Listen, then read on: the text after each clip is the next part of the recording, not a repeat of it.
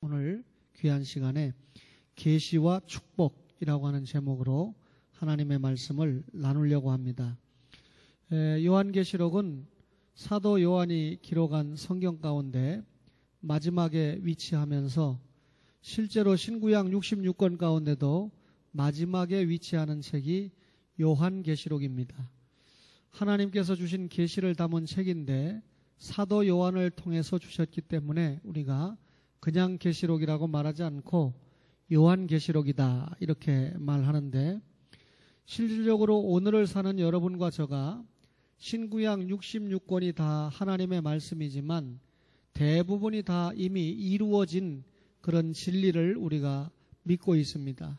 그런데 요한계시록은 아직도 이루어지지 않은 진리, 반드시 속히 될 일을 담은 미래적인 계시를 담고 있는 책이 요한계시록입니다. 근데 오늘 이 요한계시록 1장 1절을 통해서 보면 요한계시록의 이 유래가 어떻게 되는가 하는 것을 우리에게 분명히 보여주고 있는데, 우선 우리가 삼위 하나님을 믿지 않습니까? 우선 이 요한계시록은 하나님의 계시다라고 하는 것을 우리가 알 수가 있습니다. 1장 1절을 보세요. 예수 그리스도의 계시라 해놓고 이는 하나님이 그에게 주사 반드시 속히 일어날 일들을 그랬습니다. 여기 보면 하나님이 그에게 주셨다라고 설명을 하고 있습니다. 그렇다면 이 요한계시록은 누구의 계시라는 뜻입니까? 하나님의 계시라고 하는 뜻이죠. 이 요한계시록에 시작된 시초 발원지가 하나님 자신이다라고 하는 것을 우리에게 분명히 밝히고 있습니다. 말하자면 하나님께서 그 아들 예수 그리스도를 나타내고자 하는 책이 요한계시록인데, 그래서 제일 처음에 예수 그리스도의 계시라 그랬습니다. 그렇다면 하나님의 계시임과 동시에 요한계시록은 예수 그리스도의 계시다라고 하는 뜻인데, 말하자면 하나님께서 요한복음 5장 39절에 보면 이 성경은 곧 내게 대하여 예수님에 대해서 증언하는 책이라고 그랬죠. 신구약 66권이 전부 예수님을 말하고 싶은 책인데, 특별히 미래적인 계시인 요한계시록도 하나님께서 예수님에 대해서 말씀하고 싶어서 기록한 책입니다. 우리가 기억하는 성경 가운데 요한복음 1장 18절에 보면 하나님 아버지 품속에 있는 독생하신 하나님이다. 하나님 아버지 품속에 있는 독생하신 하나님이 누굽니까? 예수님이죠. 따라서 이 요한계시록은 예수 그리스도의 계시입니다. 그런데 하나님의 계시이자 예수 그리스도의 계시를 1절 마지막에 보니까 그의 종들에게 보이시려고 그의 천사를 그 종 요한에게 보냈다 이렇게 말씀하고 있습니다. 그렇다면 하나님 성부와 성자의 계신 이 요한계시록을 천사를 통해서 전달을 해주셨다 그런 말이 되겠죠. 그런데 여기 보니까 천사를 그 종들에게 보내어 알게 하셨다라고 설명을 하고 있습니다. 누구에게 보냈습니까? 사도 요한에게 보냈습니다. 거기 보니까 그 종 요한에게 보냈다 이렇게 설명을 하고 있지요.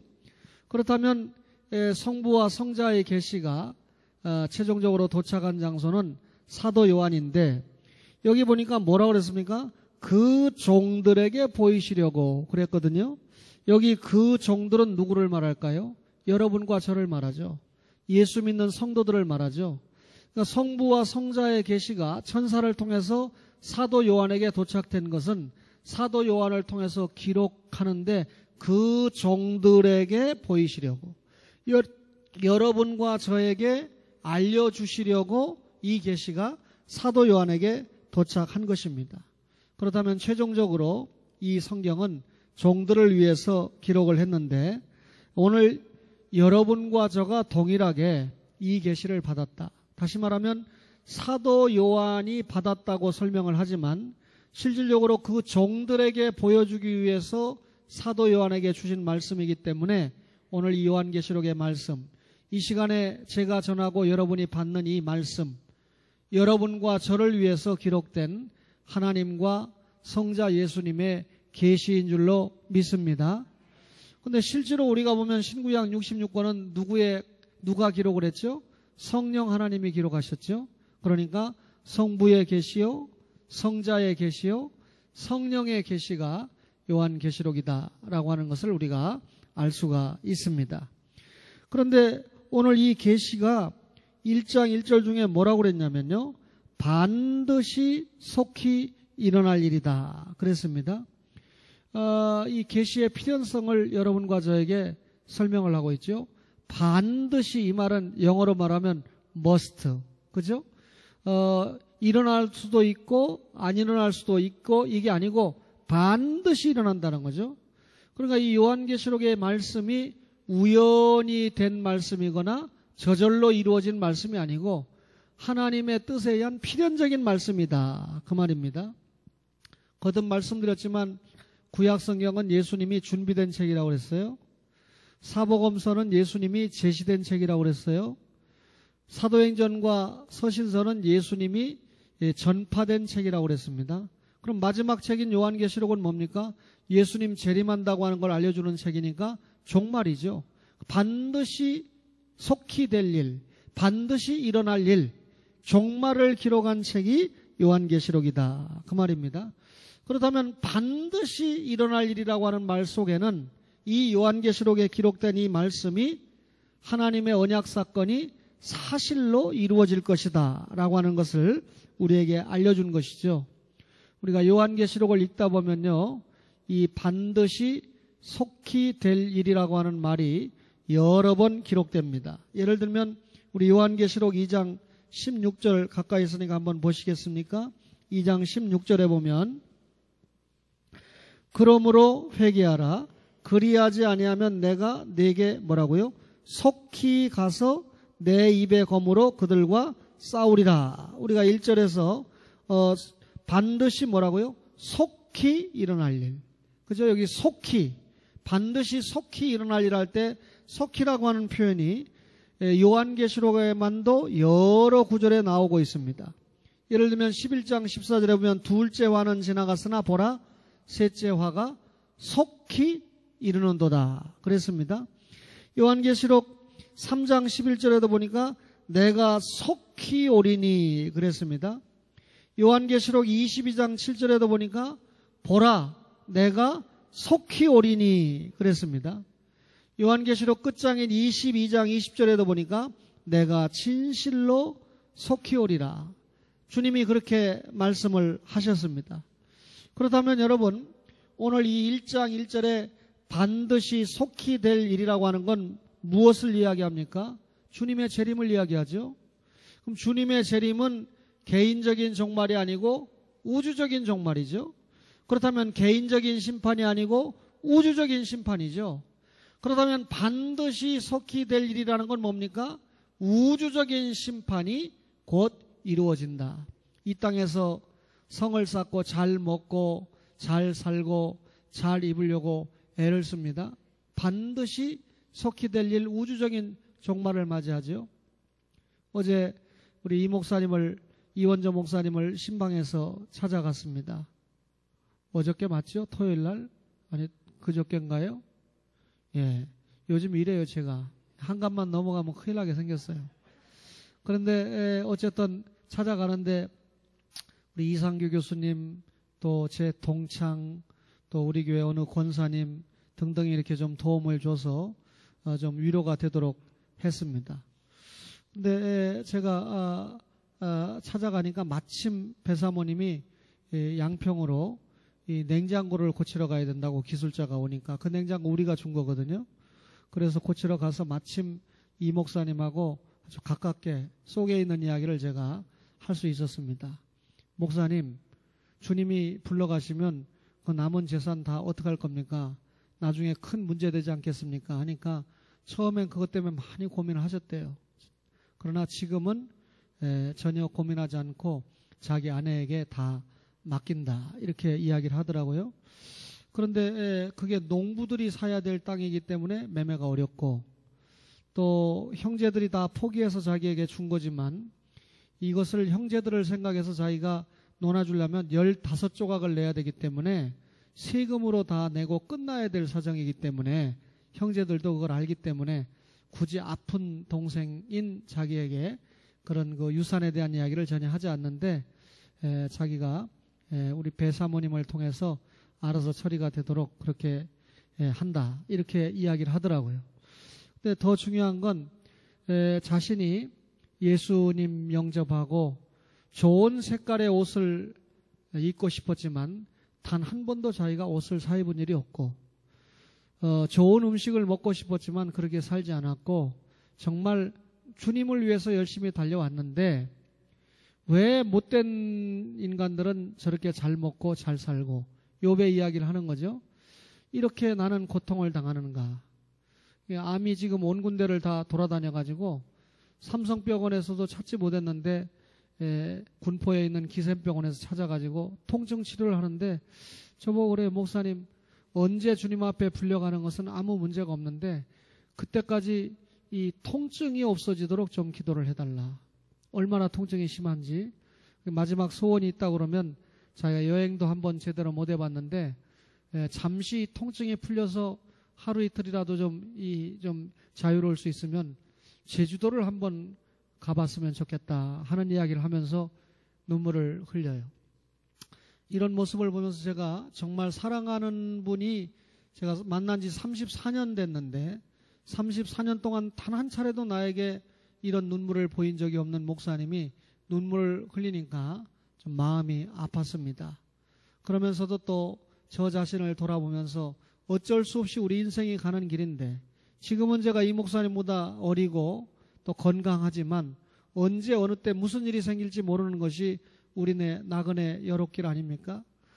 여러분 우주적인 심판, 개인적인 심판 여러분 생각할 때 반드시 속게 될 일이죠.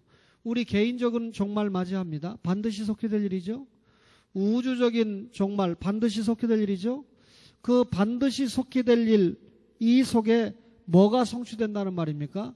구원이 성취된다는 말이에요. 우리가 계시록을 말씀을 들을 때 뭐 인재앙도 있고 나팔재앙도 있고 대접재앙도 있지만 겁먹을 필요 없습니다. 그건 전부 예수 안 믿는 불신자에게 해당되는 심판이니까 우리는 인맞은 자, 영생 얻기로 작정된 우리에게는 뭐가 성취되는 날입니까? 반드시 속게 될 그날, 우주적인 심판이 있는 그날에 우리는 완전하게 구원이 성취되죠. 완전하게 구원이 성취된다는 말이 무슨 말이죠? 영과 육이 완전하게 구원을 받는 축복의 날이 될 줄로 믿습니다. 여러분 그렇다면 이 요한계시록을 여러분 받고 그리고 요한계시록을 받아서 전한 자가 누굽니까? 사도 요한입니다. 오늘 1장 4절을 보니까 요한계시록 1장 4절에 보니까 요한은 아시아에 있는 7교회 편지하나니 아시아에 있는 7교회 편지를 했다.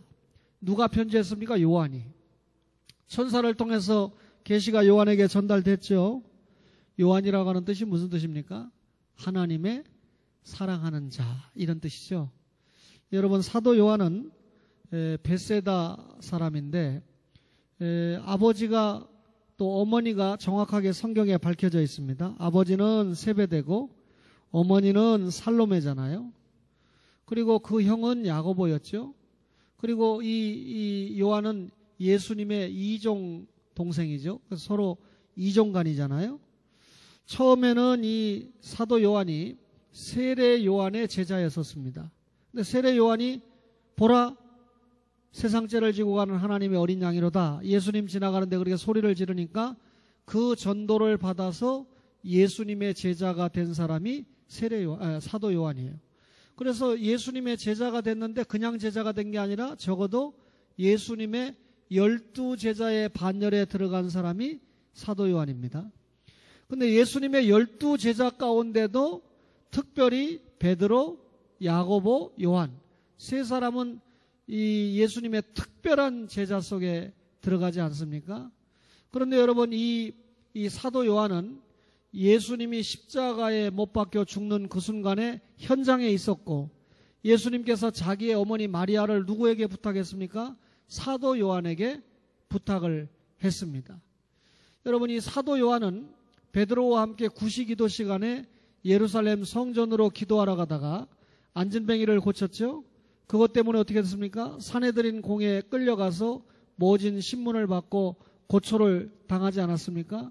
다시 말하면 복음을 전하다가 고난을 당하기도 했죠. 또 여러분, 빌립 집사가 사마리아에 가서 복음을 전했는데 그때 사마리아에 가서 복음 전한다는 건 대단한 일입니다. 특별히 유대인으로서. 예수님이 요한복음 4장에 보면 사마리아에 가서 복음을 전함으로 말미암아 길을 터놨는데 그래도 유대인들이 사마리아 안 갑니다. 빌립 집사가 사마리아에 가서 복음을 전해서 놀라운 역사가 있다고 하는 소리를 듣고 예루살렘 교회에서 파송해 준 두 사도가 누굽니까? 베드로와 요한이죠. 그러니까 사마리아에 가서 하나님의 사역에 수종들었던 사람이 여러분 사도 요한입니다. 이렇게 주님의 영광을 위해서 최선을 다했던 사람이 사도 요한인데 성경에 보면 예루살렘 교회의 기둥과 같이 사용받았던 요한이 나중에 어디로 가서 사역을 하냐면 아시아의 수도격인 에베소에 가서 사역을 하게 됩니다. 그래서 에베소 교회의 중심 인물로 우리가 사도 요한이라든지 또는 바울이라든지 디모데와 같은 주님의 종들이 에베소에서 사역하는 것을 우리가 알 수가 있습니다. 여러분, 이렇게 열심히 사역하던 사도 요한이 말년에 지금 어디로 유배 갔습니까? 밤모섬으로 유배를 갔습니다. 이 터키의 남단에 있는 섬이 밤모섬인데 그곳에 유배를 가서 누구의 말씀을 받았습니까? 성부와 성자의 계시를 받은 것입니다. 그런데 여러분, 이 사도 요한이 받은 이 말씀을, 그러니까 발신자가 사도 요한이라면 수신자가 누굽니까? 1장 4절에 보니까 뭐라 그랬습니까? 아시아에 있는 7교회에 편지한다. 편지를 받은 교회가 누굽니까? 아시아에 있는 7교회다. 한번 외워볼까요? 7교회. 시작. 첫 자만 에, 서, 버, 두, 사, 빌라. 그죠? 에, 서, 버, 두, 사, 빌라. 에베소 교회. 그 다음에 뭐라고요? 서, 서문학교회. 버가모 교회. 에서, 버, 두, 두아디라 교회. 사대교회. 빌라델피아 교회. 라오디게아 교회. 그죠? 소아시아 7교회를 설명했죠. 근데 여러분, 바울이 아시아의 수도격인 이 에베소에서 복음을 전도할 때 각 지역의 사람들이 와서 복음을 들었거든요. 그때 들었던 사람들이 돌아가서 교회를 세우게 되는데 그렇게 해서 세워진 교회가 아소 교회, 아드라 무테노 교회, 혹은 드로아 교회, 그리고 히에라볼리 교회, 라오디게아 교회 등등 여러 교회가 세워지게 돼요. 그러니까 이 요한계시록 2장과 3장에는 딱 7개의 교회만 소개가 되지만 실질적으로 이미 에베소 교회를 통해서 이 아시아의 모책교회인 에베소 교회를 통해서 아시아 근동에 세워진 교회가 학자에 따라서는 7,000개 정도가 세워졌다고 말하는 분도 있는데 그것까지는 제가 잘 모르겠고 분명한 것은 3,000여 개처의 교회가 세워졌다라고 하는 것은 분명합니다. 그러니까 아시아에 굉장히 복음이 들어가서 부흥이 됐던 것이죠. 그러면 여러분, 분명히 여기에 보면 아시아의 7교회에 편지를 했다 그랬는데 이 아시아의 대표적인 교회 7교회를 뽑은 거지 넓게 보면 아시아에 있는 모든 교회가 이 복음을 받았거든요. 결국 이 복음은 교회라고 하는 공동체에 보내준 계시다. 오늘 이 사도 요한이 전해주고 있는 이 계시는 특별히 7교회만 딱 받아라 이게 아니고 예수 믿는 여러분과 그 종들에게 보이기 위함이었으니까 모든 교회들에게 보내준 하나님의 말씀이다. 여러분, 하나님의 말씀이 아무리 주옥 같은 말씀이 보내져도 영생 받기로 작정된 자는 반드시 그 말씀이 귀에 들려요. 그 말씀이 마음에 열리게 됩니다. 그리고 믿고 구원받게 되죠. 그런데 어떤 경우든지 영원전에 하나님이 버리기로 작정한 유기된 자는 아무리 하나님의 말씀을 들려주고 아무리 또 들려줘도 절대로 그 말씀을 지적으로는 받을 수 있지만 영적으로 받지 않습니다.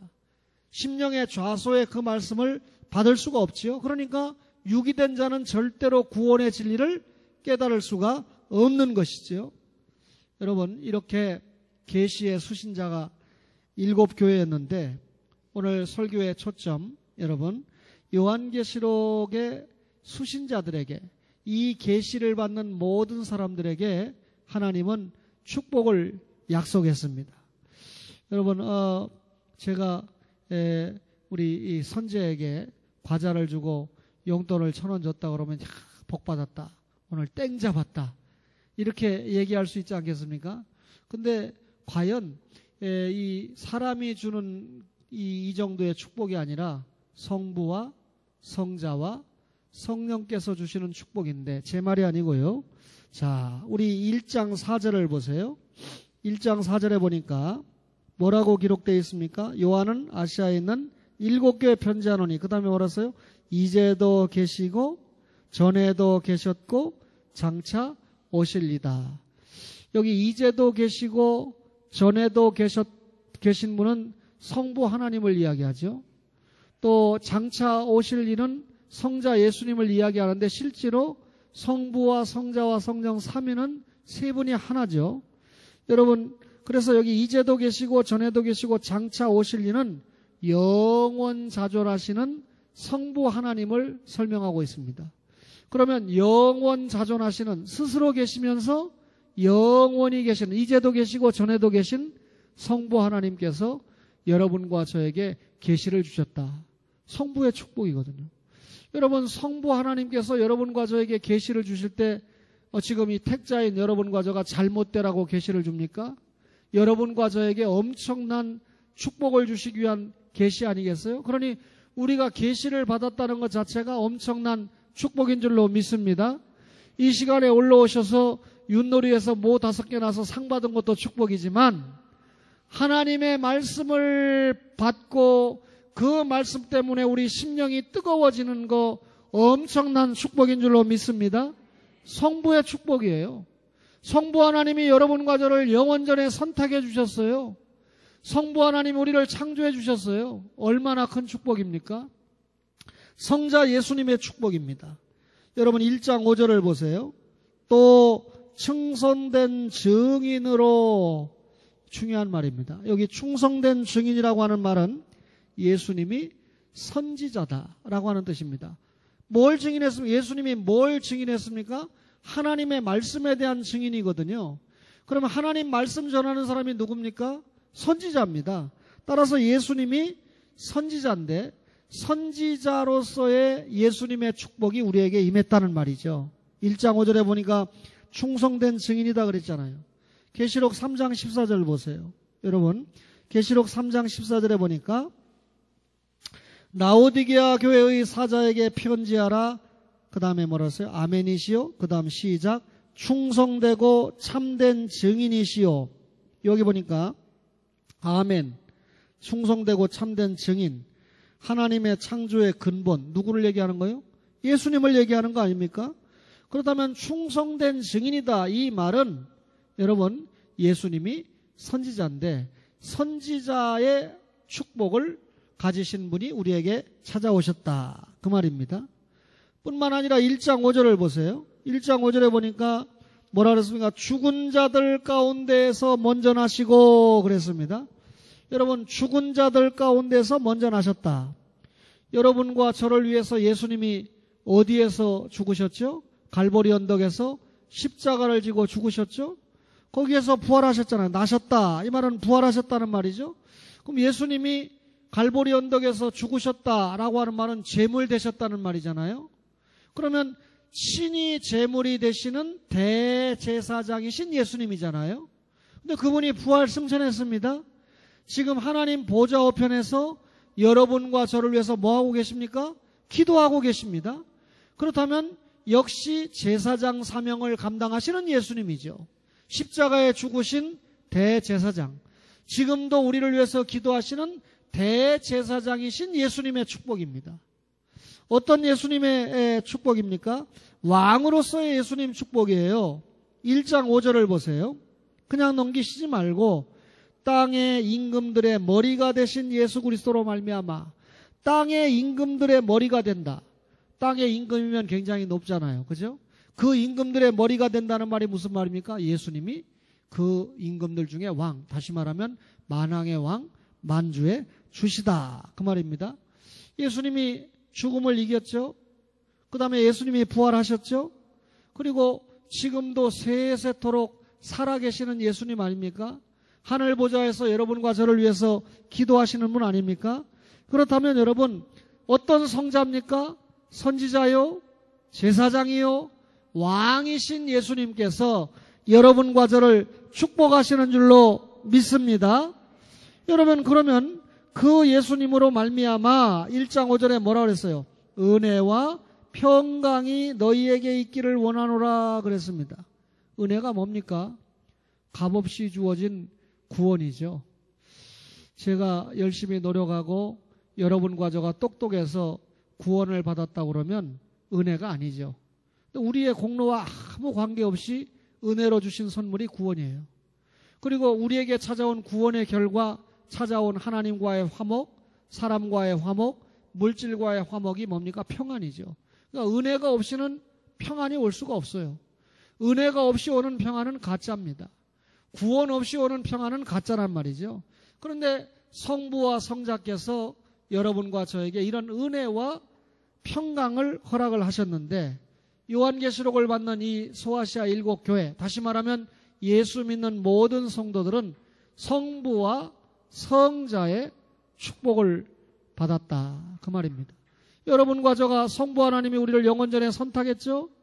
성자 예수님이 우리를 위해서 십자가에 죽었죠. 구원했죠. 그리고 성령 하나님이 그분이 믿어지도록 은혜를 주시지 않았습니까? 따라서 여러분과 저가 삼위 하나님의 축복을 받은 줄로 믿습니다. 그렇다면 여러분, 반드시 속히 될 여러분 계시의 축복이 있습니다. 1장 3절 다 같이 읽겠습니다. 1장 3절입니다. 시작. 이 예언의 말씀을 읽는 자와 듣는 자와 그 가운데 기록한 것을 지키는 자는 복이 있나니 때가 가까움이라 그랬습니다. 여러분, 계시의 축복이라고 그랬는데 누가 축복이 있습니까? 먼저 말씀을 읽는 자가 복이 있다 그랬습니다.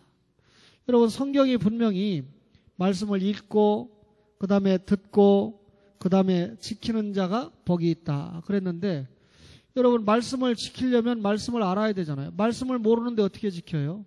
법을 알아야 지키는 거죠. 근데 말씀을 지키려면 먼저 첫 단계가 뭡니까? 읽어야 됩니다. 우리가 말씀을 읽어야 복이다. 계시록 1장에 이렇게 분명하게 말씀이 있고 22장에 가도 이런 동일한 말씀이 있는데 실제로 여러분 말씀 잘 안 읽어요. 창세기부터 계시록까지 1189장의 말씀을 잘 안 읽습니다. 그죠? 그런데 안 읽는 말씀 가운데도 더 안 읽는 말씀이 뭡니까? 요한계시록이에요.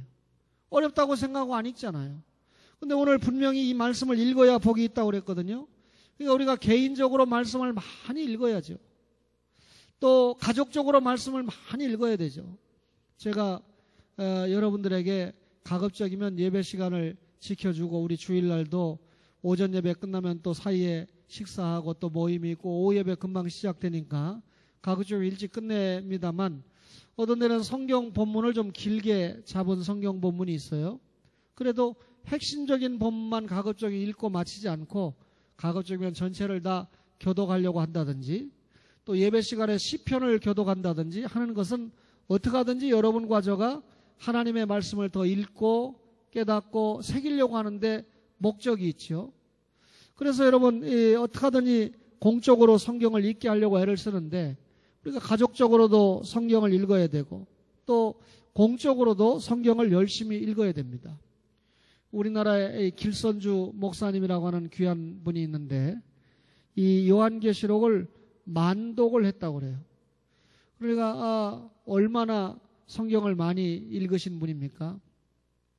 그분이 영계, 새벽을 깨우는 새벽기도를 우리나라 새벽기도를 실제로 시작하신 분이죠. 주안의 장로교회 나겸일 목사님 이 설교를 들어보면 뭐 별로 제가 생각해도 그렇더라고. 언제 들어봤습니까? 예, 길병원에 갔는데 우연찮게 장례식이 있어가지고 길재복 씨 어머니가 돌아가셔서 제가 갔는데 세상이 좁더라고요. 길재복 씨를 갖다가 옛날에 최동화 성도가 동생 하더라고요. 최동화 성도 지금 죽었습니까? 예. 어쨌든지 간에 그래서 보니까 옆에 나겸일 목사님이 와서 장례 설교를 해요. 잘 됐다. 인천에 유명한 목사님이 오셨으니까 한번 설교 좀 들어보자 그러는데 이게 설교인지 위로인지 격려인지 그런데도 성도가 엄청나게 모이거든요. 저분의 비결이 뭘까 제가 고민을 했었는데 최근에 어느 목사님이 그래요. 나겸일 목사님이 무식하지만 성경은 엄청나게 많이 읽는다. 그러면서 진짜 성경을 많이 읽으신다는 거예요. 그냥 늘 보면 성경만 읽고 있다는 거예요. 큰 교회 목사님들은 바빠서 성경 안 읽거든요. 근데 그분은 큰 교회 목사든지 뭐지 관계없이 성경만 늘 읽는데요. 근데 실질적으로 그런 것 같아요. 하나님이 그래서 축복을 하셨구나 생각을 했는데 신학이 좀 바르게 정립이 돼서 그렇게 많이 성경을 읽었다면 진짜 엄청나게 대단한 분이 됐을 텐데 하라는 생각을 제가 해봤습니다. 중요한 건 성경을 열심히 읽어야 돼요. 세상은 참 아이러니해요. 그 교회가 통합측 교회거든요. 여러분 신사참배를 반대하고 세워진 교단이 어떤 교단이에요? 예? 첫 자는 고자고 끝 자는 신자 교단인데 무슨 교단이에요? 고신교단이죠. 그러면 주기철 목사님 같은 분이 가장 우대를 받아야 될 교단이 무슨 교단이에요? 신사참배를 반대하고 세운 교단이니까 신사참배 반대하다가 순교하신 목사님과 그 후손이 가장 우대를 받아야 될 교단이 어떤 교단입니까? 고신교단이잖아요. 그런데 주기철 목사님의 아들과 여러분 이 손자들이 고신교단에 한 명도 없어요. 전부 통합교단에 가 있어요.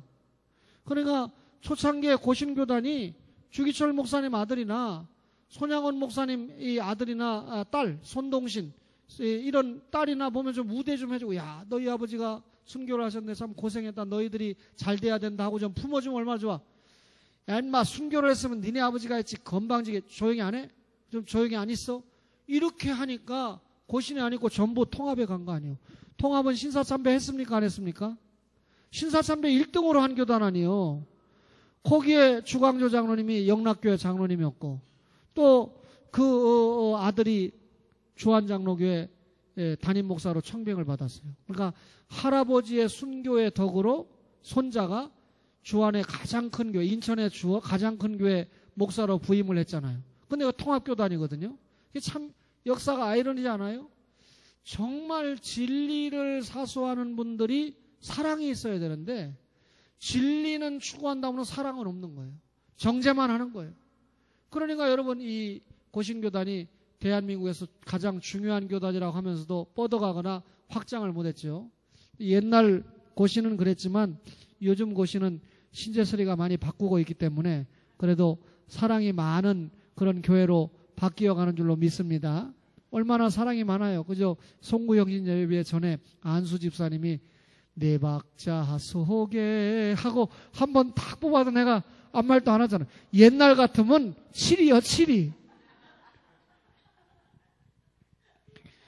여러분 성경을 열심히 읽어야 돼요.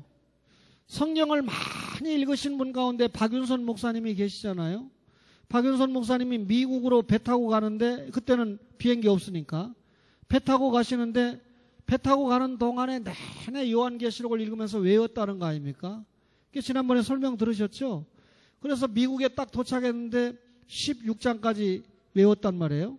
근데 이제 미국에서 또 당신이 입학해야 될 학교까지 가는데 미국은 여러분 그냥 저 옆이요. 그러면 5시간입니다.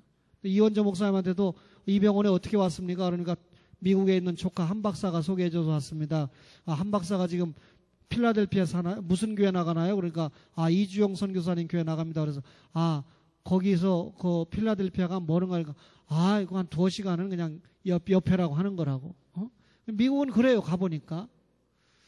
참 제가 처음에 미국 갔을 때 돈이 없으니까 이원정 목사님이 이 존 F 케네디 공항에서 딱 저를 맞이해가지고 그답 나이아가라 폭포로 11시간 운전해서 갔습니다. 근데 저는 완전히 낮밤이 뒤바뀌었으니까 시차가 13시간이니까 완전히 바뀌었거든요.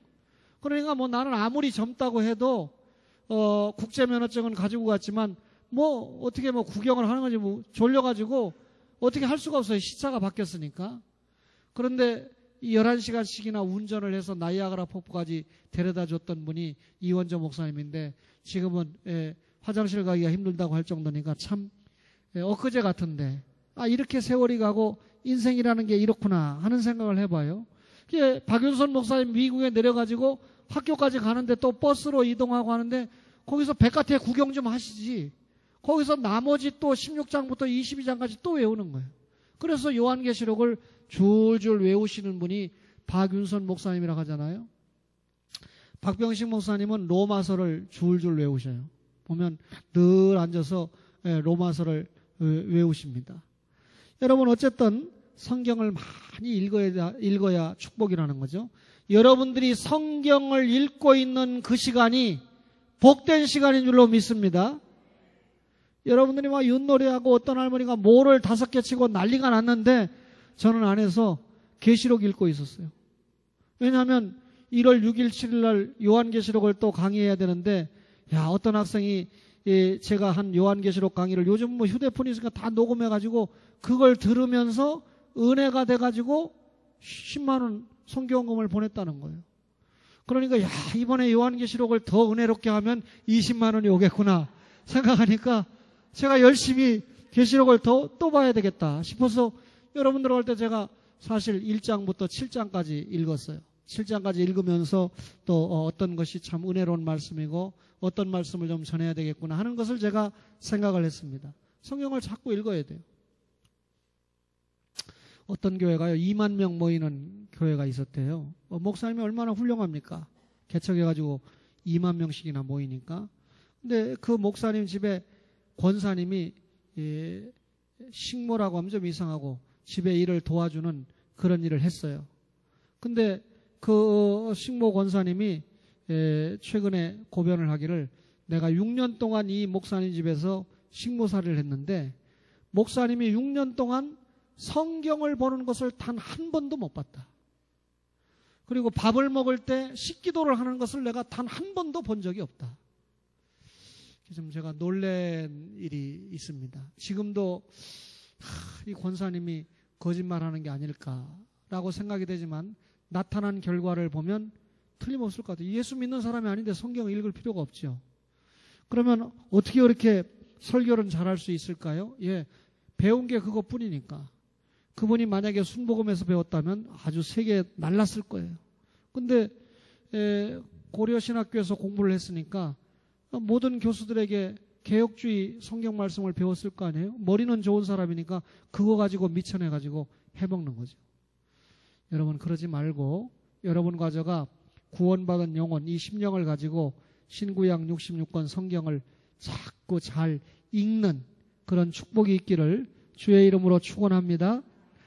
그 다음에 여러분 성경을 어떻게 해야 됩니까? 듣는 자가 복이 있다 그랬습니다. 여러분 오늘 1장 3절에 보니까 듣는 자와 그랬습니다. 성경을 여러분 열심히 들어야 돼요. 여러분 기록된 말씀을 우리가 읽지만 사실 여러분이 지금 이 시간에 목사의 설교를 들으면서 요한계시록 1장 1절부터 6절이 가까워지고 있잖아요. 듣고 또 듣고 다른 목사님에게 듣고 근데 이제 문제는 성도들에게 목사들이 하나님의 말씀을 전해야 되는데 레위기 설교 안 하죠. 히브리서 설교 안 하죠. 복받고 은혜로운 말씀만 설교하죠. 쉬운 신약성경 읽어놓고 신약성경 배경도 잘 얘기 안 하고 그냥 대충대충 이야기하죠. 저는 거기에 대해서 약간의 회의는 있습니다만 어쨌든 여러분 우리가 천국에 가면 하나님 앞에서 영생의 삶을 살잖아요. 근데 하나님 앞에 수준 있는 교제를 하려고 그러면 어디에서 공부 다 끝내고 가야 됩니까? 지상에서 하나님의 말씀을 통해서 얼마만큼 수준을 높이고 주님 앞에 갔느냐에 따라서 주님과 천국에서 영적인 교제의 내용이 달라지는 거거든요. 그게 상급 아닙니까? 그게 축복 아닙니까? 그러니까 지상에서 말씀을 많이 알고 말씀을 많이 듣고 그것을 많이 지켜서 주님을 기쁘게 하고 천국에 가야 주님 앞에 상급이 많다는 건 잘 알지 않아요? 그러니까 여러분 사람의 말이 아닌 하나님의 말씀으로 들어야 된다. 데살로니가전서 2장 13절에 제가 지금 하나님의 말씀을 전할 때 여러분은 이건 목사의 말이 아니라 하나님의 말씀으로 들어야 된다. 그 말이죠. 마지막으로 성경을 들으려면 어떻게 해야 되죠? 부지런히 교회 나와야 되죠. 그죠? 새벽 기도도 나와야 되고, 수요일도 나와야 되고, 또 금요일도 나와야 되고, 주일도 나와야 되고, 나와야 됩니다. 성경대학도 나와야 되고, 구역 모임도 나와야 되고. 여러분, 제가 한국에서 그래도 천주교회나 불교나 이런 종교보다도 우리 기독교가 자신이 있는 것은 모임의 종교이기 때문에 자신이 있는 거예요. 근데 모이면 뭐예요? 하나님의 말씀을 못 주는데. 또 모임은 뭐합니까? 하나님의 말씀을 못 지키는데. 이게 우리 한국교회가 갖는 최대의 약점이잖아요. 그러니까 여러분과 저가 하나님의 말씀을 읽고 들은 것을 그 다음에 어떻게 됩니까? 지켜야 복이 있다. 그 말이죠. 거기 보니까 1장 3절에 그 가운데 기록한 것을 지키는 자는 뭐가 있다고요? 복이 있다. 왜 읽어야 돼요? 때가 가까우니까. 왜 들어야 됩니까? 때가 가까우니까. 왜 지켜야 됩니까? 때가 가까우니까. 다시 말하면 주님 오실 때가 가까웠는데 그 전에 우리가 읽고 듣고 지켜야 하나님 앞에 상급이 많은 거 아니겠어요? 여러분, 여인은 정절을 지켜야 됩니다. 요즘 보니까 이 사회적인 이슈가 잠깐만 어떻게 하면 성추행이다, 성폭행이다 하면서 굉장히 엄벌을 하는 시대인데, 뒤집어서 말하면 우리의 이 자녀들이, 딸들은 말할 것도 없고 아들까지 정절을 지키고 있는가? 여러분, 참 되묻게 됩니다. 제가 이 외국어 대학교에서 가르치면서 이것들이 얼마나 정절을 지키고 있는가? 교수가 있는데도요, 부부처럼 앉아가지고, 저는 여러분, 한 클래스에서 공부할 때도 안현숙이랑 같이 안 앉았거든요. 그런데 요즘 애들은 같이 앉아가지고 공부도 안 하고 떠들고 그런 애들도 있어요.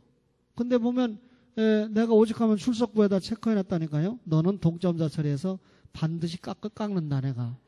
수업 시간에 계속 떠들고 하니까 저것들이 별 문제는 없는가. 내가 별 생각을 다 해보는 거예요. 그런데 그런 정절도 중요하지만 신앙의 정절을 지키는 게 너무 중요하죠. 어떻게 여러분 주님을 영접하고 기성교에서 신앙생활하다 신천지로 빠져나갑니까? 그것도 어떻게 목사가 신천지로 빠져갑니까? 그죠? 여러분, 파수꾼이 뭘 지킵니까? 성을 지킵니다. 파수꾼이 성을 잘 지켜야지 잘 못 지켰다가 침략을 당하면 안에 있는 사람 잠자다가 다 죽는 거 아닙니까? 이 파수꾼의 역할이 얼마나 중요해요? 파수꾼이 성을 지키는 것처럼 우리가 뭘 지켜야 된다는 겁니까? 말씀을 지켜야 된다는 거예요. 처녀가 정절을 지켜야 되는 것처럼 말씀을 지켜야 된다는 것입니다. 뿐만 아니라 여러분, 우리가 집에 있는 보화를 얼마나 귀하게 지킵니까? 이 보화를 지키는 것처럼 말씀을 지켜야 된다. 그 말입니다. 말씀을 읽고 듣고 지켜야 될 이유는 때가 가까웠기 때문이죠. 여러분과 저의 신앙생활은 계시 의존 사색입니다. 여러분들이 과연 우리 교회가 무슨 그렇게 개혁에 큰 기여를 했을까 이렇게 생각할지 모르지만요. 여러분, 제가 다 녹음을 가지고 있습니다. 한 교회가 분열이 됐는데 분열되고 나오면서 얼마든지 소송할 수 있거든요. 재산 싸움 할 수 있거든요. 우리 분열된 만큼 돈 내놔라. 재산 내놔라. 할 수 있거든요. 그런데 제가 반고소가 성경입니다. 그러니까 믿는 사람끼리 갈라질 때 차라리 안에 안 나오고 있든지 갈라 나오면서 재판을 걸거나 하는 것은 하나님의 뜻에 위배됩니다. 라고 했는데 제가 그렇게 반고소로 박사학위를 받았잖아요. 그것을 가지고 충분히 설명한 결과 그것이 전달돼 가지고 고려총회에서 소송을 안 하기로 그렇게 결정을 했어요. 소송을 안 하기로 결정을 하니까 소송에서 재산 찾아와야 된다는 이 목사님과 그렇지 않은 목사님들이 또 싸움이 붙어가지고 제가 소송을 해서라도 찾아와야 된다는 목사님들에게 아침에 전화를 걸었어요. 제가 전화를 걸으니까 제 도움 없이는 안 되니까 저한테는 순순하죠. 그래서 제가 소송해서는 안 된다. 소송을 안 해야 여러분들이 주님 앞에 이긴다라고 하는 이야기를 하니까 이분이 알아들었어요. 그래서 알아들었으면 이쪽에 이 소송을 반대하는 목사님에게 직접 전화를 해라. 그래서 전화를 했습니다. 이분이 전화를 받고 저에게 얼마나 고마워하는지. 우리 정찬배 장로님이나 김병준 장로님은 좀 아시지만 제가 오늘 낮에 땡을 놔서 전화도 안 받고 카톡도 안 해주고 그래서 왜 그러냐? 그래서 아니, 세상에 딴 사람들은 다 와서 나한테 미안하다고 하고 사과도 하고, 저한테 개인적으로 미안하다고 사과하는 것은 실질적으로 우리 교회가 사과를 받는 거잖아요. 근데 2001년도에 우리 자르는데 그렇게 애를 썼던 천아무것이는 왜 총회장인데 나한테 사과를 안 하냐? 천아무것이가 내 덕을 지금 제일 보고 있잖아요. 그러면 말 한마디라도 사과를 하든지 아니면 밥이라도 한번 산다든지, 후배에게 미안합니다 이렇게 말 못하면, 신목사님 제가 새해 되면 밥이라도 한번 대접하겠습니다 이러면 거기에 좀 그런 게 통하는 거 아니에요? 뭐냐 말이지. 나를 이용만 하고 못됐다 상대 안 한다 그러니까 뭐 난리가 났어요. 밥만 내일 점심에 와서 당장 밥 산다고 내가 전화 안 받으니까 070-8614-0638은 어떻게 알았는지 또 전화하니까 우리 마누라는 또 필리핀에서 전화 온 줄 알고 쫓아가서 받으니까 보니까 아이고 그쪽 목사님은 내일 점심 살 테니까 어쩌고 저쩌고 하는데 제 아내는 아무것도 모르고 뭐가 어떻게 됐나. 그래서 저보고 그런 식으로 주가 높이려고 하지 말래요. 내가 그런 식으로 주가 높이려고 하는 게 아니라 인생을 가르치는 거죠. 여러분 잘못했으면 사과해야 될 거 아니에요. 아멘 하신 분 홈피도 안 들어오면서 뭘 아멘이야. 초원교회 홈피를 보면 내가 김영재 목사에게 사과하는 글을 썼다고요. 내가 2013년도가 지나가면서 물론 뭐 그렇게 엄청나게 내가 공개적으로 사과할 일까지는 아니지만 어쨌든 김영재 목사가 친구가 많다 보니까 어떤 목사가 굉장히 두려워했어요. 그러니까 김영재 목사가 선교 의식이 있다 보니까 러시아로 쫓아내는데 쫓아내놓고는 나하고 못 만나도록 압력을 넣습니다. 왜냐하면 나하고 김영재하고 친하면 내가 마치 김영재 목사에게 어떻게 할까봐. 그런 비극 속에서 교단을 생각해서 내가 김영재 목사에게 연락을 못했어요. 근데 자기가 오늘 내 이 사과 편지를 보고 오히려 저한테 자기가 정말 저를 사랑했고 저도 그동안 우리 옛날에 선일교하고 친했잖아요. 정말 자기에게도 내가 마음을 다해서 서로 교제하고 그랬는데 왜 그렇게 됐는지 자기가 궁금했는데 알고 보니까 참 괴롭다. 친구한테 배신당한 기분이고 스승에게 배신당한 기분이다. 근데 나는 또 교단을 위해서 어쩔 수 없이 그때는 그랬단 말이에요. 회개했다고 그러니까. 그런데 결국 그게 양면작전에 되치기를 당해서 친구하고 끊어지고 우리 교회는 또 어렵게 만들고 이런 어려운 시기를 제가 통과하면서 내가 그래도 그 친구는 뭐 내가 잘못한 건 없지만 뭐 내가 해를 끼친 건 없잖아요. 그냥 안 놀았다는 것 뿐이지 잘 놀다가. 그럴 수 있잖아요. 그럼에도 불구하고 그 친구가 왜 그랬을까라고 하는 어떤 마음을 가질 것 같아서 내가 공개적으로 사과를 오늘 우리 홈페이지에 올렸어요. 그러면서 내가 김영재 목사에게 사과하고 싶다. 그래서 거기다 올렸어요. 얼마나 용기 있는 일입니까? 그러면 그걸 보면 어떻게 돼요? 그쪽 총회장도 나한테 사과가 아니라 무릎 꿇고 빌어야 되죠.